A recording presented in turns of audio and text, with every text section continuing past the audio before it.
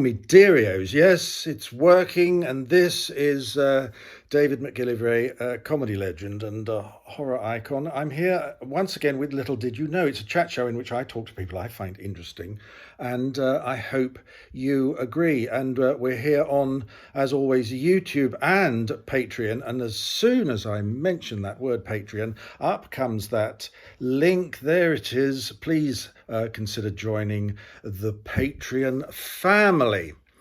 Now, we're recording this the day after it became legal to meet again inside. So it's tremendously exciting. And this is what I call Ealing Studios 2.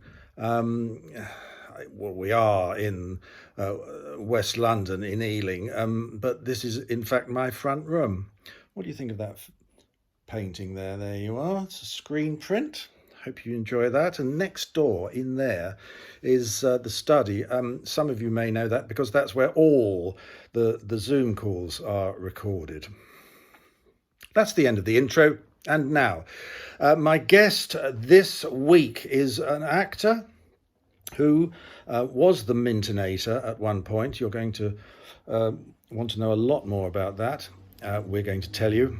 And last Halloween saw the premiere of his horror podcast, Scaredy Kat. Will you please say hello to the very wonderful Jon-Paul Rowden? Hello. Hi. Generation game here. Hello. It's looking a bit like that, yes. I'll stop doing that. JP, how annoying is it when people call you Jon-Paul Rowden?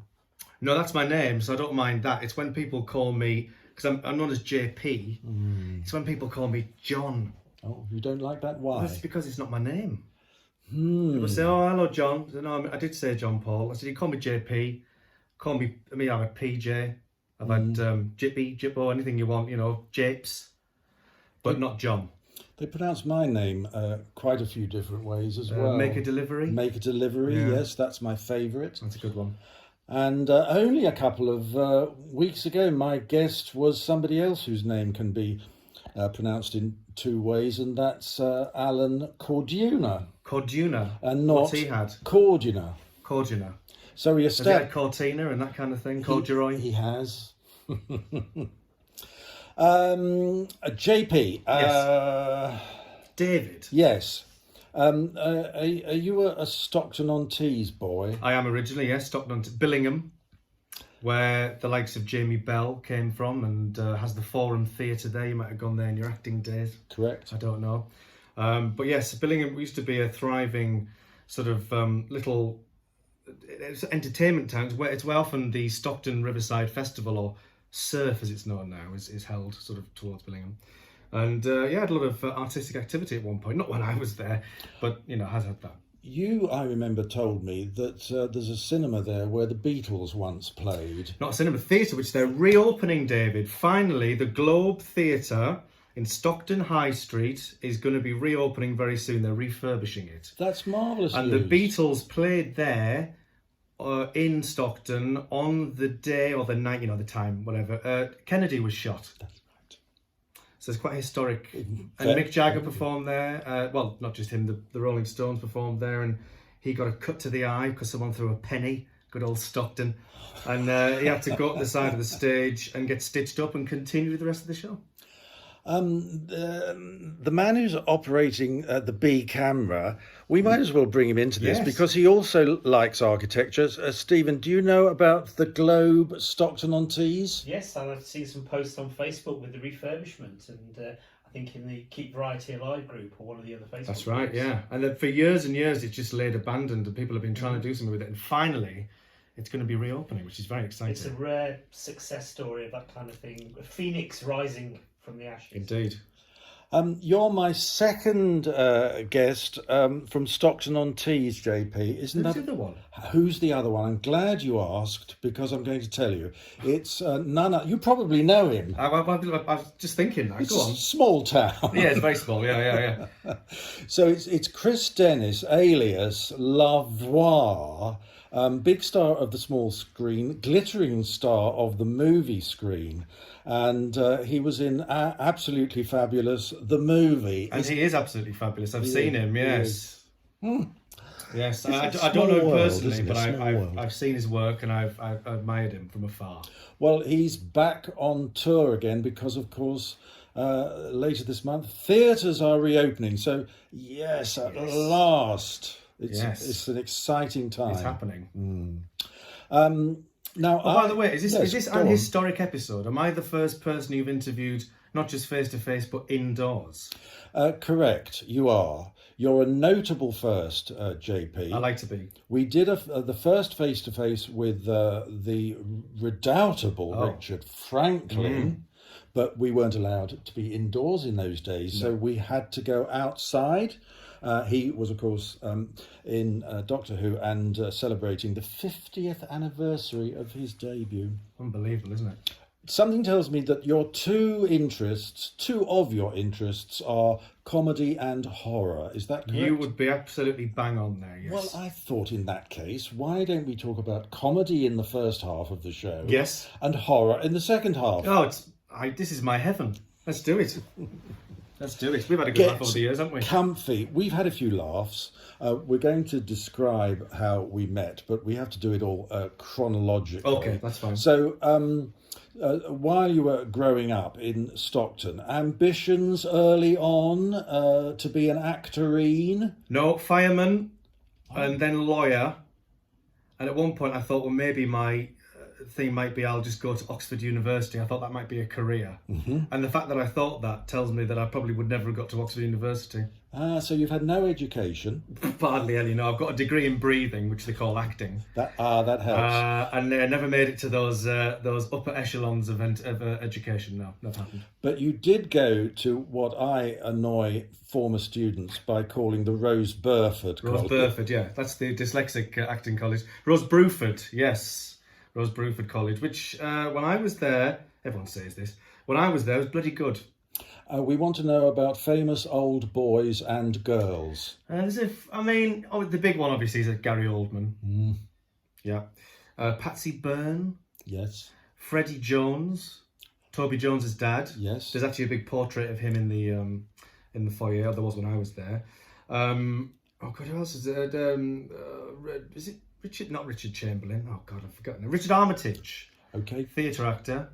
There's been a few. Greg Hicks, I think it's Greg Hicks. There's been a few good theatre people, and Stephen Graham, I think, went there for a bit and then left. But we like to claim him as well. Is there a space reserved on the wall for the portrait of Jon-Paul Rowden? No, they don't ever get in touch. I'm not one of the big hitters. There's had a few people on telly who are doing very well and all that kind of thing. I'm not one of them, you know.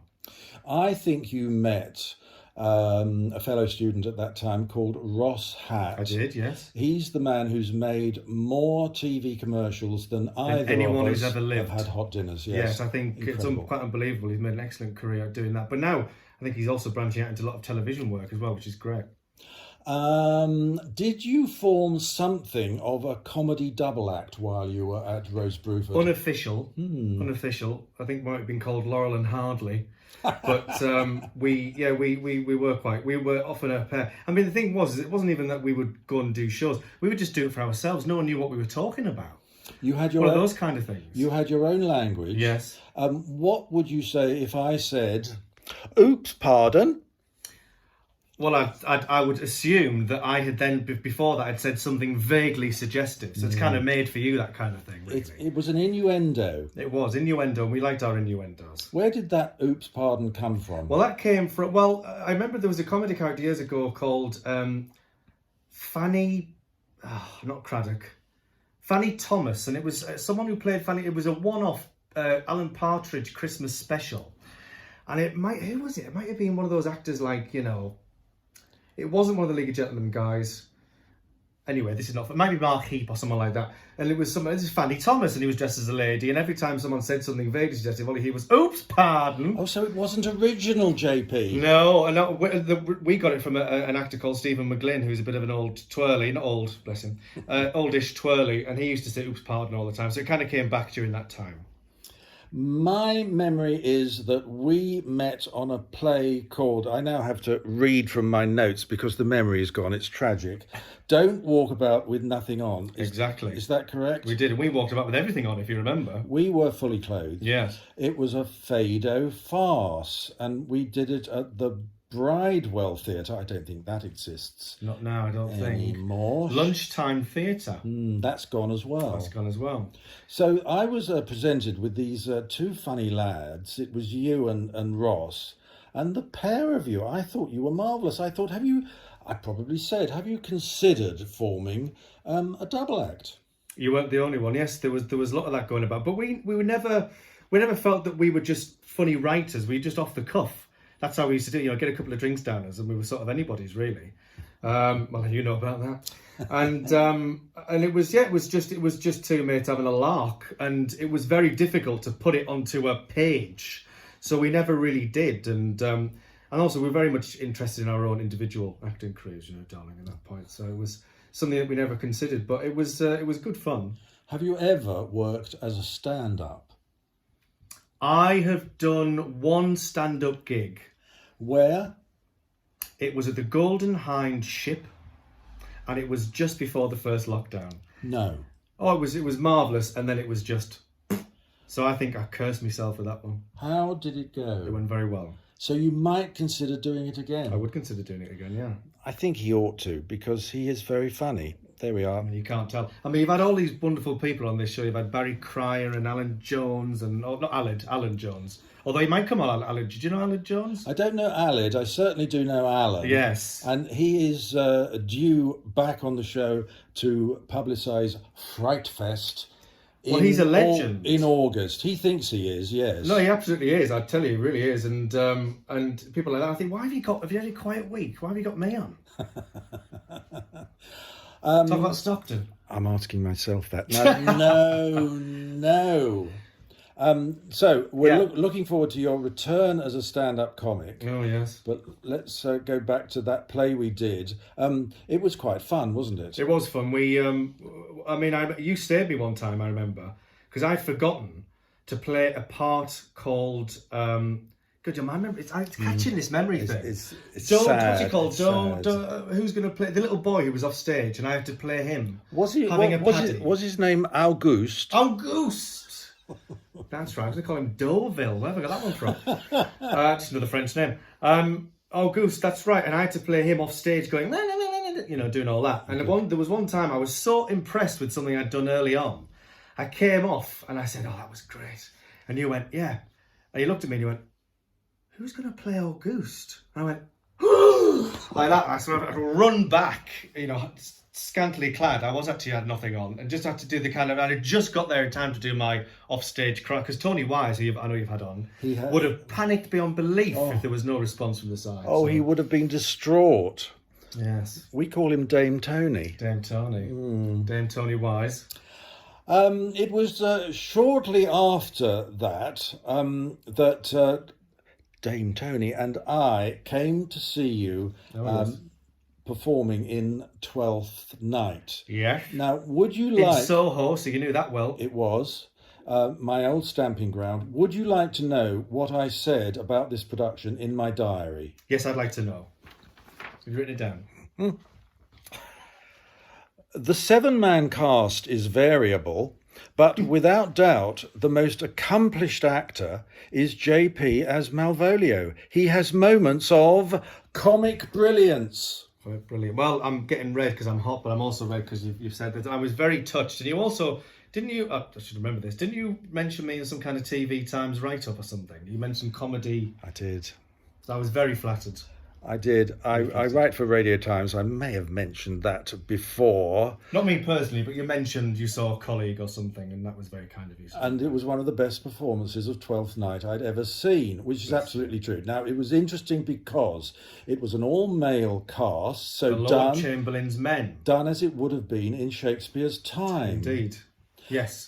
You have said, I can't remember on which interview I saw this, but you said it was a wonderful moment for you when you put your cross-gartered leg over, was it the battlements? There was a kind of turret battlement thing, and my leg was literally, I mean, it's about as thin as this, so I was all gartered up, and it just took one droop of the leg, I can almost do it there without causing a mischief.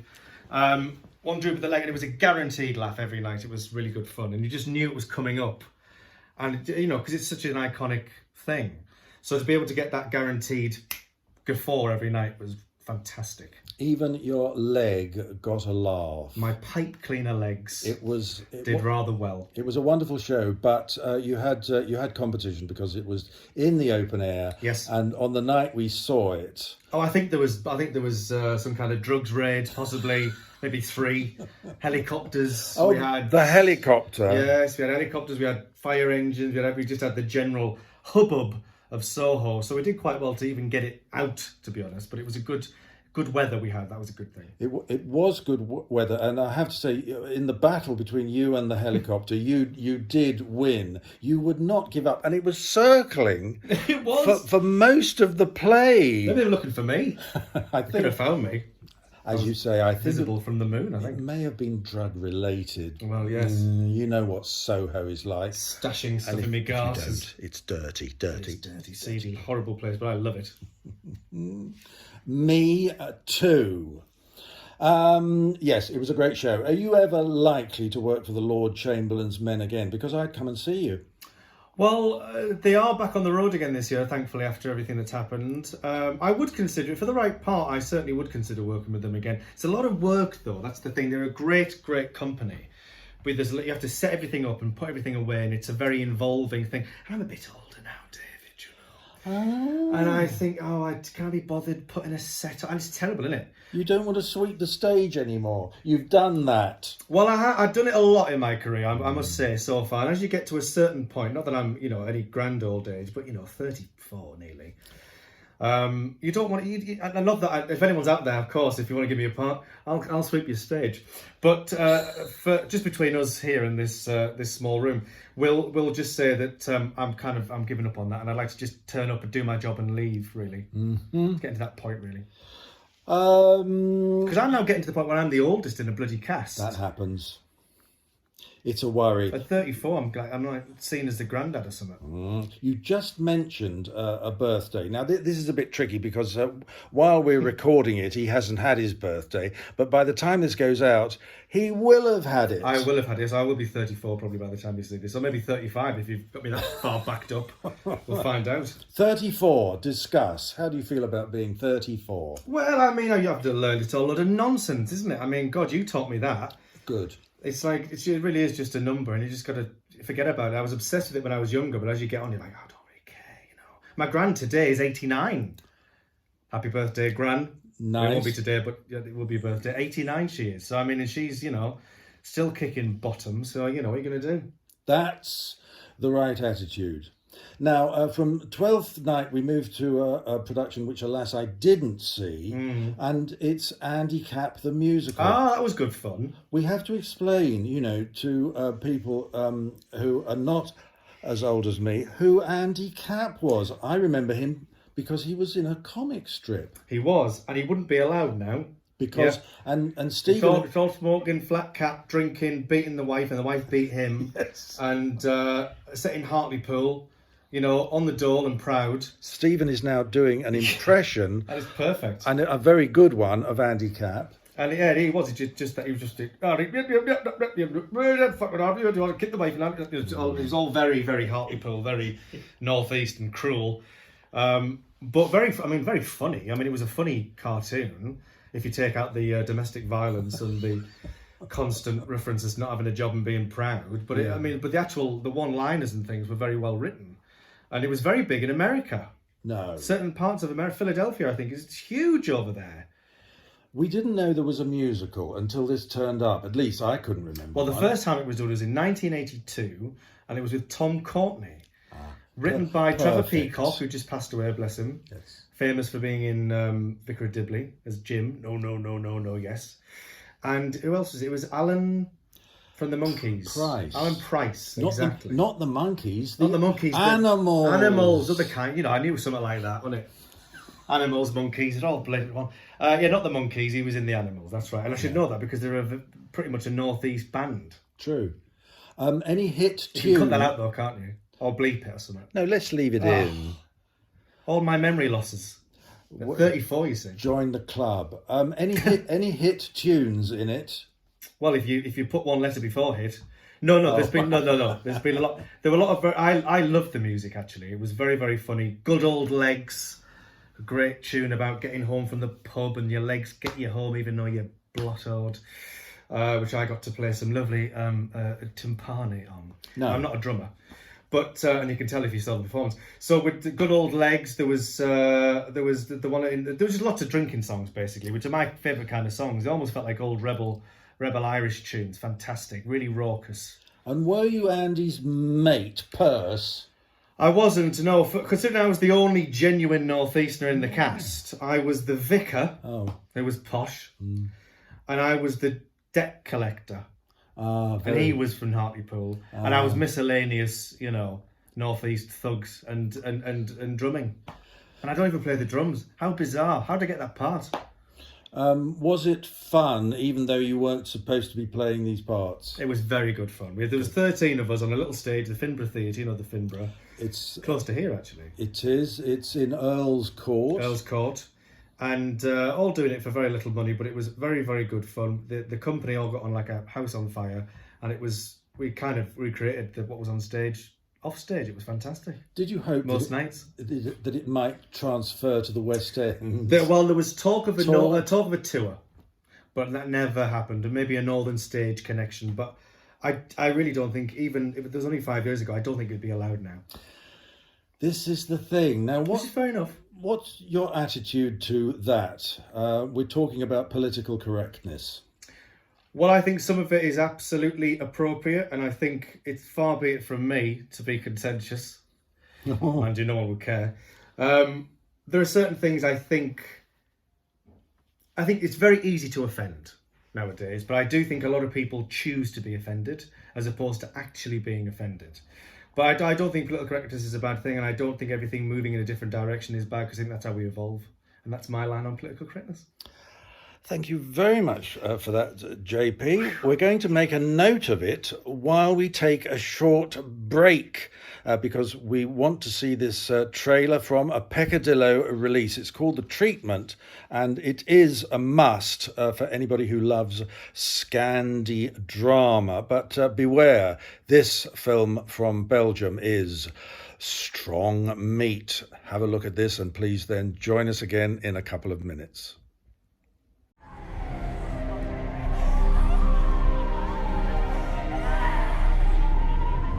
12 uur langer zegt de dokter, ze waren eraan geweest. De moeder hebben ze hier gevonden. En daar zat de vader vast, aan die leiding. We vermoeden dat de dader het kind heeft meegenomen toen hij wegvluchtte.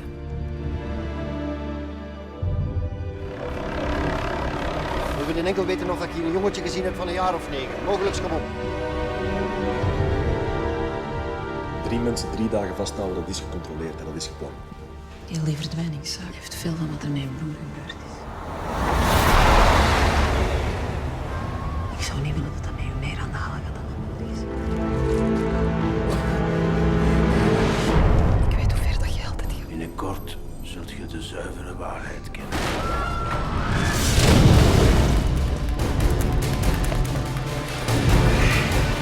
Godverdomme.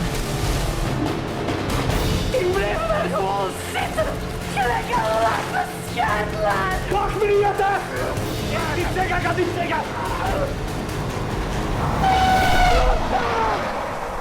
Ik maak het kapot! €5.000 en ik vertel alles.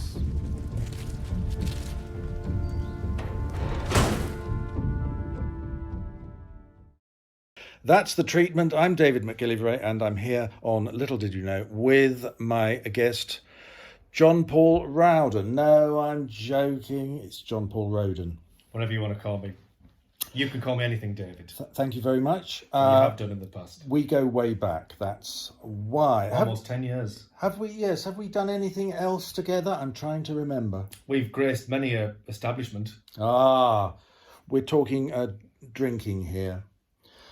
More like that kind of drinking with us, wasn't it? Oh, yes. We're very posh when we go out. True. Yes, yes. We always remember who we are and where we are. Just about. And there was a time when I used to come round to a house you shared with Ross Hatt and Kenneth Connor's grandson. Tom Connor, yes. And I would arrive at about 1 a.m. and we'd watch the Oscars. We would till about 5. While quaffing Prosecco. Copious amounts of Prosecco, yes.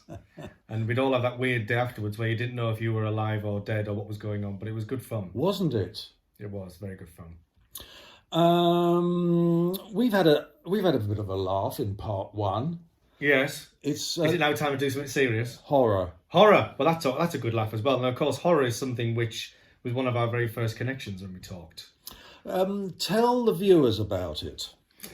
This connection. Well, I had heard on the grapevine that you were going to be in this play we were going to be doing, from Tony Wise and people like that. And he said, oh, you know, David's comedy writer. He writes for Julian Clary, who I've always been a bit of a fan of myself.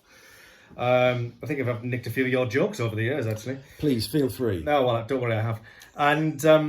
And also then he said, oh, he does horror stuff. And of course, me and Ross were big horror fans. And we said, oh, horror stuff? He said he's written for loads of horror films. You're a bit like the Hitchcock of horror because you tend to do cameos in the things you write.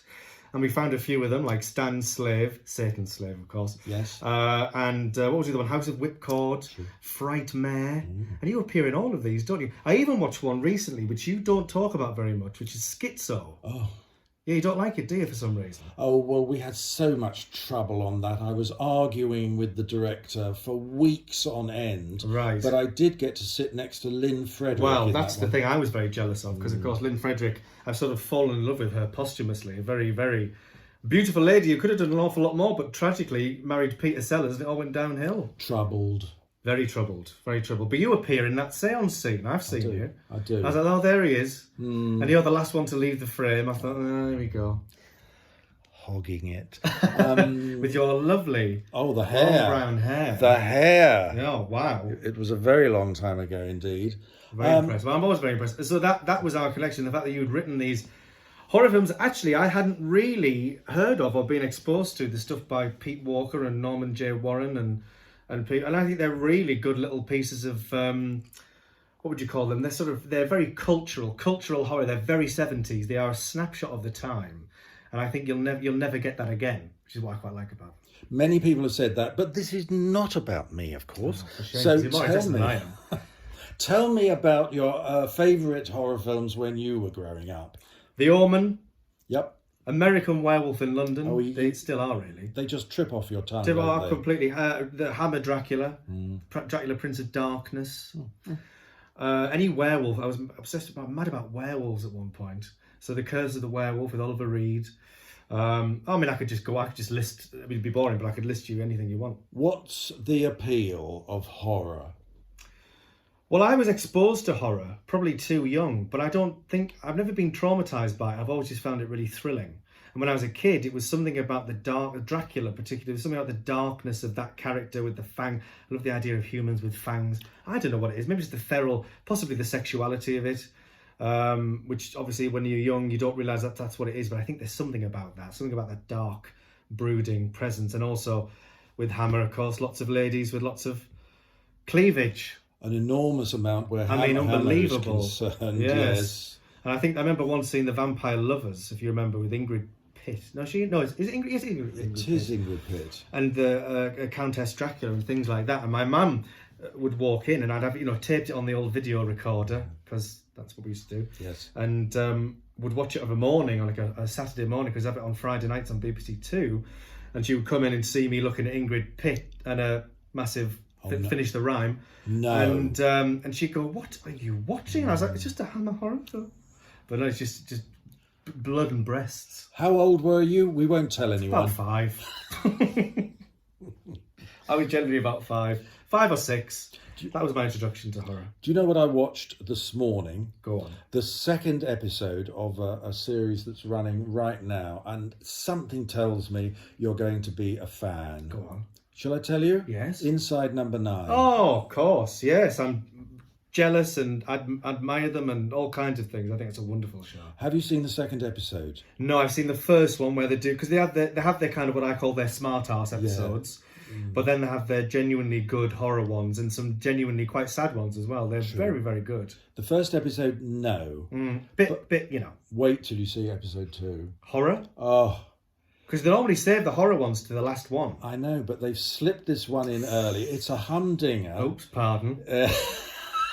I had to, didn't I? It was so nicely timed there, JP. As you were talking. I'll just cue you and you just come in with them. So you set them up and I'll crawl through. You'll love it. And how I wish I could write like Pemberton and Shearsmith. Oh, they are. Yeah, I think they are two of our finest writers of comedy and anything else, actually. I think they're brilliant. I knew you'd Well, The agree. League of Gentlemen, another early influence, because I was only about 11 or 12 when that was the perfect blend of horror and comedy. And all of their influences are the stuff I used to watch when I was a kid. Correct. And I think they did say that all of them at one time had all tuned into a very rare, one of the very first ever showings on television of Carry On Screaming, which is another big part of my childhood. I got that on video when I was about 7 and watched it over and over and over again. Why did you like it? I mean, subsequently, obviously, it became a cult. But in its day, it was just another Carry On film. What makes Well, I think it's it the best special? one. Well, it's genuinely quite scary, for one. It's got some brilliant character actors in it. It doesn't have Sid James in it, sorry, but that's what I quite like. I'm nothing against him, but I'm glad he's not in it. He would have cheapened it a bit more. And I just think there's some great horror set pieces, like the bit where the great John Pertwee is the scientist and he recreates it from a finger and it comes out and it's another horrible beast, whatever those beasts were, Oddbodden Jr. Yes. And he comes after him. It's quite scary. And then the lovely bit with Charles Hawtrey when he gets killed. Oh, hello, like an wash would you? You know, it's got the great character actors in there, and it's got Vanilla Fielding, your old mate. Of course. Doing a wonderful, again, very seductive, very sexy vampire lady. And Kenneth Williams, of course, is an old hero, and he's brilliant in it. Frying Tonight. And do you mind if I smoke? That's the other. Do you mind if I smoke? And Harry H. Corbett's fabulous. Yes, he is. Yeah. Jim Dale. They're all great. What I didn't realise, JP, is that you've had the honour of playing Van Helsing. Yes, I have, twice. We did one version in 2016, and we did, I think, a better version of the same play in 2017 with Tea Break Theatre. Tell me about this production of Dracula. A promenade show where everyone walks about in different rooms and you get different experiences. In fact, some people get different experiences of the whole show to others, depending on what room you end up going in. And I played Van Helsing, and it was set in Sutton House in Hackney, Yes. which I think is one of the only still working... is it Georgian houses or is it Victorian? I'm going to say Edwardian? I'm going to say Georgian. Georgian. One of the only very few functioning Georgian houses still left, being preserved, and it's a beautiful old scary building just as it is, but we sort of decked it out. It was perfect. Yeah, it was marvellous. And that was, we did it through different generations, different eras of time, the same story told in different time. You don't see Dracula, he's just an omnipresence. Oh, but you do see Van Helsing, and did you do a Dutch accent? No. Oh. Can you imagine? I'd like to hear it. Well, I'd hope, can you do a Dutch accent? No, it's tough. Mine would be more like double Dutch. I don't know what I would do for that. No, I did my north, because of course there are connections to the northeast with Whitby and everything like that. So I did a sort of northeast, a reduced northeastern one, which is my excuse anyway, because it's got a connection to Whitby. And I got to be bitten by a vampire lady, which is marvellous. I got to stake someone. There was actual blood, not actual blood, but there's good blood, gore down white things. I felt I was in Hammer Horror heaven. Fantastic. Oh, I'm sorry I missed that. You did would it, be sorry. You did it twice. Did it twice, but the second time was a really good one. Could be perfected it by then. I don't know where you were. Where was I? Maybe... It was the year you were turning 70. Maybe you had gone off on a travel or something. I don't know. Shame. I'm going to reach across now. Oh, no, I saw this. And show this to this camera and indeed to that one over there as well. And then I'll tell you why I'm doing this, because this is Vampire Over London, and it's a book about Bela Lugosi's performances as Dracula in the UK in 1951. So nobody, well, not people apart from us, nobody knew he did this tour in the UK. He was on tour for most of the year, And this is a book about it, and it's really just a trailer for a forthcoming episode of Little Did You Know, because somebody who was involved in that tour is going to be my guest. No way. Yes, it's true. That's incredible. But did you know about that? I did know JP? about that. Well, yes, I did. Only because I prefer the Hammer era, but I, of course, do know my old classics as well. And I did see a documentary actually about him on YouTube. There's some great amateur documentary makers make some great documentaries. A place called Dark Corners Review. Fantastic channel. And he made a two-parter about Bela Lugosi. And he discussed this very time. Quite sad. I don't know if he was sad, but it felt like it was quite a sad time because he just actually couldn't get rid of this character. Oh no, he was typecast for the whole of his life, but he went with it because he had to make a living. But the tour was sad because they kept promising them, we're going to go into the West End. And, 5-6 months later, there was no chance. I think it was a bit ropey, in all honesty. No chance of them getting to the West End. Woo! He was very good at that, yes, apparently. Yes. There's my hand doing it. You'd hope so, wouldn't you, after all them years? How do you rate Lugosi's performance as Dracula? Well, iconic, isn't he? You can't get away with the fact he's the first, I think, real iconic Dracula. And with the cape and everything, he influenced a large portion of what Dracula did. That suave, otherworldly human who is very seductive. The eyes stand out. Oh. And I think he obviously looks a bit hammy now, but I still think he's the original. I don't think he's the best, but he's the original. Well, it's based on the film is based on a play which Lugosi was also in, and what's fascinating about this book, there it is that in the play, the director gave the vampire a cape because then he could disappear down the trap door. And then the cape would just be left on the stage. It was a stage effect. And so since then, Dracula always wears a cape. It's unbelievable, isn't it? What fun? Takes on. Isn't that fun? Yeah, it's really great. I love stuff like that. I do too. I think I saw you in a secret cinema.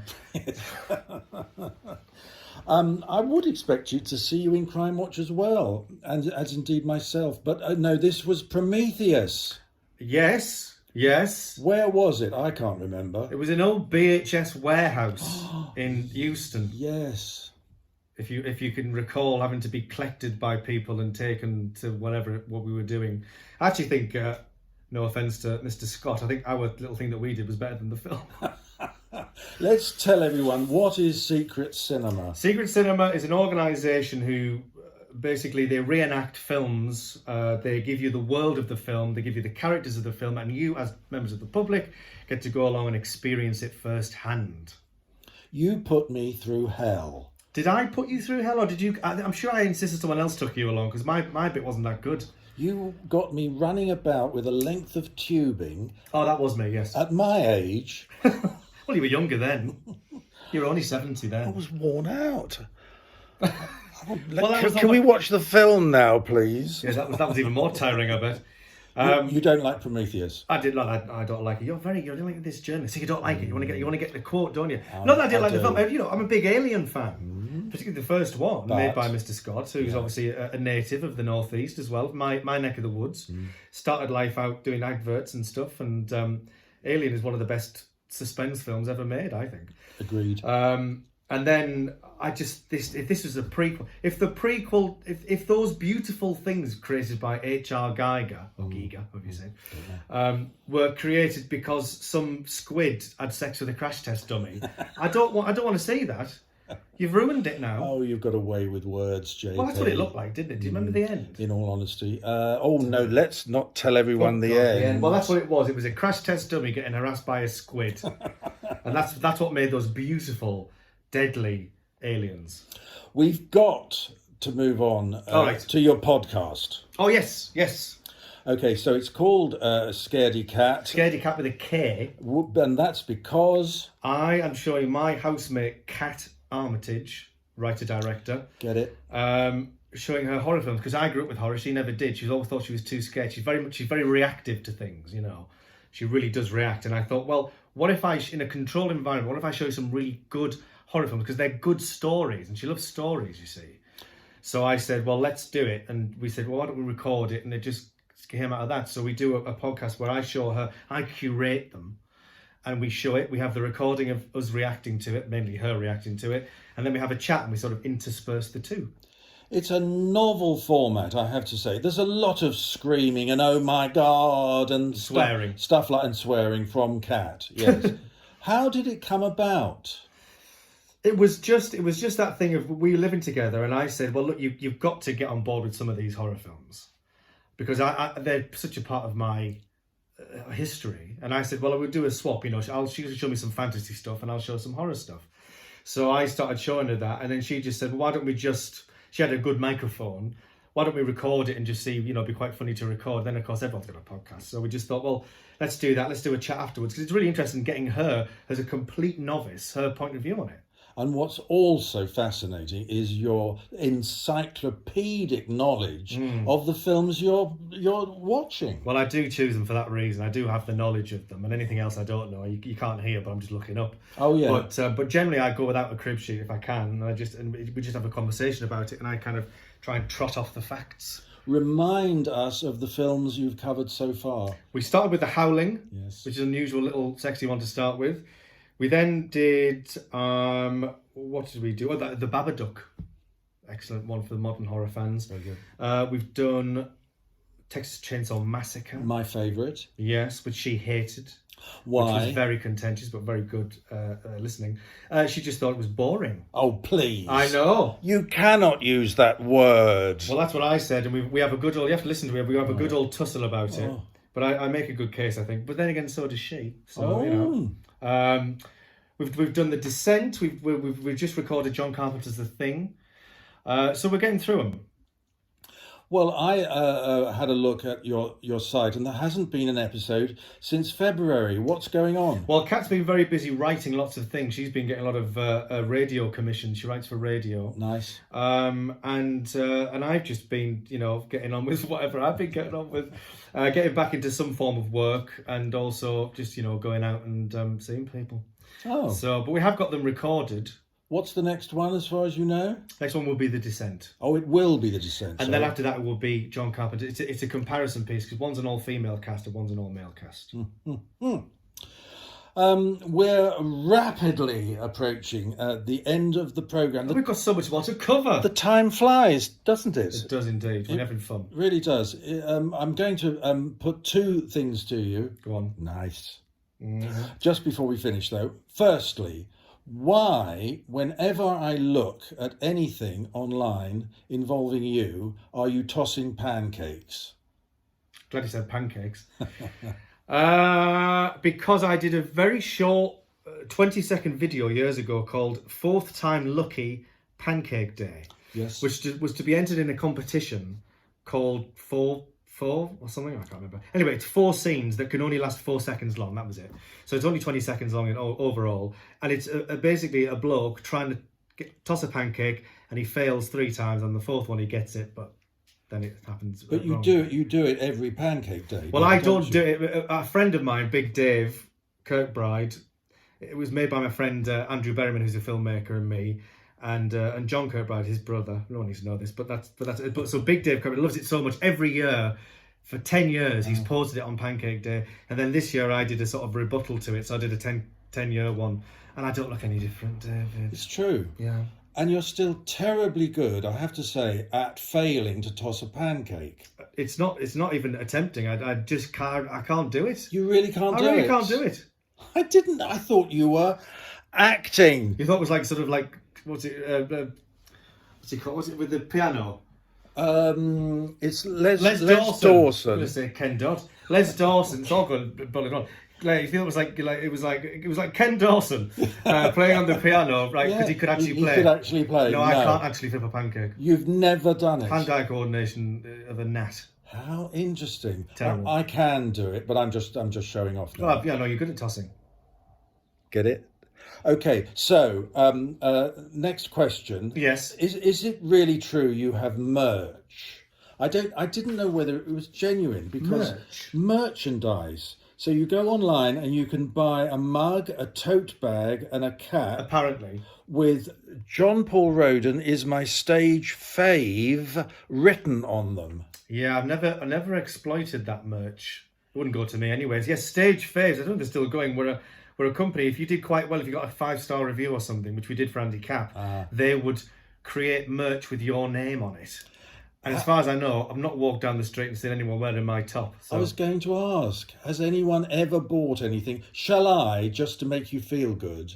If you could. I wouldn't mind a Jon-Paul Rowden cap. Get yourself a mug, because then you can drink out of me. Nice. What about that? Get a mug, and then if I come round, I'll say, where's my mug? They're quite reasonably priced. I'm not surprised. Just in case... It's probably made out of paper.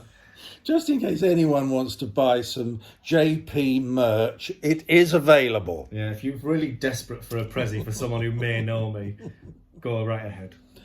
That's the end of the advert. But now, is it true, JP, you've brought me something? Yes, well, you mentioned that someone had brought a picture of the Queen, of themselves with the Queen. Yes. To which I responded, I've had my picture taken with many Queens.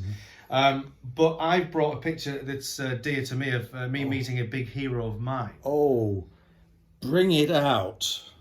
You'd be laughing if it was you, wouldn't you? But you are a hero of mine, but I haven't got a picture of you. I can't believe he has. Here it is. I'll hold it up to here first. Ah, that's me there, and if I hold it up to there, you can zoom in there. That is, and if you don't know who this gentleman is, then you need to really have a word with yourself. This is myself, and when I was about 23, about 10 years ago now, and David Warner, the actor David Warner, who has been a favourite of mine. Well, probably since I saw The Omen when I was a kid. Of course. The very famous scene where he has his head lopped off. Brilliantly done. Fantastically done. Kim Newman calls that the best decapitation in horror film history. I would have to agree with Mr. Newman. I think that is absolutely true, yes. And David Warner in that film plays it so brilliantly po-faced. I mean, the whole thing, even though it is kind of ridiculous, him and Gregory Peck have a wonderful chemistry. You'd never think it, but they really do. And he's been in, I mean, he's just one of these actors, countless films. And he's always one of those blokes, if you're not really a big fan like I am, you look at him and go, it's that bloke again. I love what he does, but I don't know his name. He's had a wonderful, it's the kind of career I'd love to have. You just pop up in things. And how come you are now photographed together? Are the two of you like that? Alas, not. This was not taken at a dinner party. No. You can tell by the background, the marble effect. This was taken at a convention. The one and only convention I've ever been to in my life, in Milton Keynes Bowl. Is that what they still call it that? I think so. Exhibition Centre maybe now or something like that. Anyway, the big old stadium in Milton Keynes. And it was obviously just a sci-fi convention. And my God, the sights we saw. Yes. All the Doctor Who's at various ages, shapes and sizes. We had people who actually did turn up in an R2-D2 or 3. Oh. That's hard to say. R2-D2 or 3. Stephen is a big Doctor Who fan. Did you know about this, Stephen? Yes, but this is some time ago. So I wasn't there. You weren't there, just checking. And of course, Mr. Warner's been in loads of Star Trek kind of films and Stargate and lots of sci-fi stuff. Oh, there must have been a huge queue for his autograph. There was a massive queue. It was round the block, one of the biggest queues of the day. Second only, I think, to Kenny. Is it not? What's he called? Kenny. What's his name? Kenny Baker? Kenny Baker said Kenny Rogers. Look at this. It's catching. This is catching, you know. I'm normally really good with my memory. Awful. Kenny Rogers. No, not Kenny Rogers. Kenny Baker was there in a corridor that smelt dreadfully of flatulence. Oh, no. So I don't know what happened there. Maybe they kept him in too long. But yes, it was a wonderful day out. It was very bizarre. Because I went with Ross. Ross got the tickets, and we were both agog at what we saw that day. Are we allowed to discuss how much you paid for that photo? Well, I didn't pay anything. It was a present from Ross. So I think he paid about 23 quid each. Oh, that's not bad. Not too bad, but there was lots of people. Mm-hmm. Lots of people. So he was doing very well that day. Young and old. Of course. David Warner has a great appeal. And the reason as a kid I got into his work was because he's the spitting image of my granddad. So whenever he was on telly, it was always, Granddad's on telly again. So that was kind of it. That's how I got into his work. So he has an emotional connection for me as well. Oh, my goodness. We're going to have to end it there. What a tragedy. But Yeah. we can, as I always say at this point, continue on Patreon. How's that? Tune in. Shall we? Let's do it. in which case, it's goodbye, alas, to you here on YouTube from me and my special guest, Jon-Paul Rowden. I've got so many more dirty stories though, David. Let's Do you do an X-rated one? Let's have the X-rated version on Patreon. Patreon subscribers will know that we're waiting there for you, so you can join us right now. And if you're not a Patreon subscriber, here's the link. Join me again next week when my guest will be Adrian Smith. Now, he's writing a book about someone whose name has already come up in this program. He was my great mate and longtime colleague, Norman J. Warren, who died earlier this year. So I'll want to know a lot more about this book. Join me then. Until then, this is David McGillivray saying, mwah. Bye.